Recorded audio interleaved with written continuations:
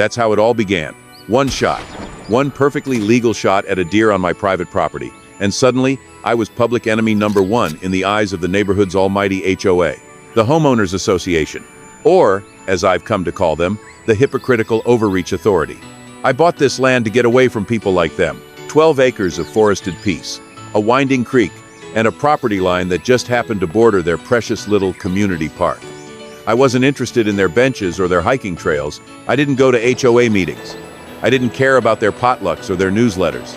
I wanted solitude, nature, and the right to hunt, undisturbed. So when I took that shot and brought down a buck early one morning, well within hunting season with a valid license on my own acreage, I felt proud, until the HOA decided otherwise. The next day, I opened my mailbox and found a letter. A $1,500 fine. The violation? Endangering community safety and violating environmental preservation guidelines. Apparently, the HOA had unilaterally designated part of my land as a shared ecological buffer zone because deer occasionally crossed from their park onto my property. Therefore, hunting was reckless and unacceptable. It was complete nonsense. I called, I wrote, I sent them copies of my license, my deed, state regulations. Their response? While your activity may be legally permissible under state law, it violates the spirit and safety standards of our community. The fine stands, pay within 30 days to avoid escalation. But they made one mistake. They picked the wrong guy to push, so I started digging. Turns out, their precious park wasn't owned by the HOA. Not really. The land had been donated years ago by a local rancher, with the agreement that the HOA could manage it, but the actual title remained with him. And that rancher?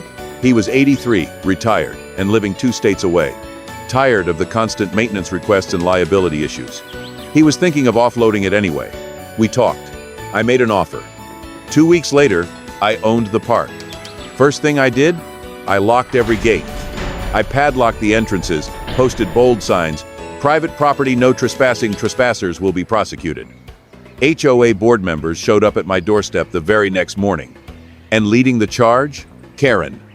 She was red-faced, demanding I open the park. You can't do this. This land belongs to the community. Actually, it belongs to me now. This is outrageous. You fined me for hunting on my own land. Now your little nature club is over. Word spread fast. Parents brought their kids to the park only to find padlocked gates. Joggers couldn't access the trails. People started calling Karen non-stop. She tried to calm them down, but her hands were tied because I held the keys now. The HOA called an emergency meeting. They sent me a formal request asking me to reopen the space in good faith. I gave them a counteroffer. Rescind my fine. Issue a public apology, in writing, signed by every board member. Then we'll talk. They refused. So the park stayed shut for 1 month, then 2. During that time, I had some fun.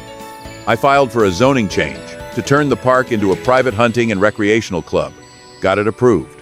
Posted new signs. Buck Ridge Club members only. Then finally came the letter. The HOA board, under pressure from angry residents, voted to rescind the fine and issue a formal apology. They begged me to consider reopening the park, offered to pay for maintenance, even suggested co-hosting community events. I read the letter, folded it up, tossed it in the fire pit. The gate stayed locked.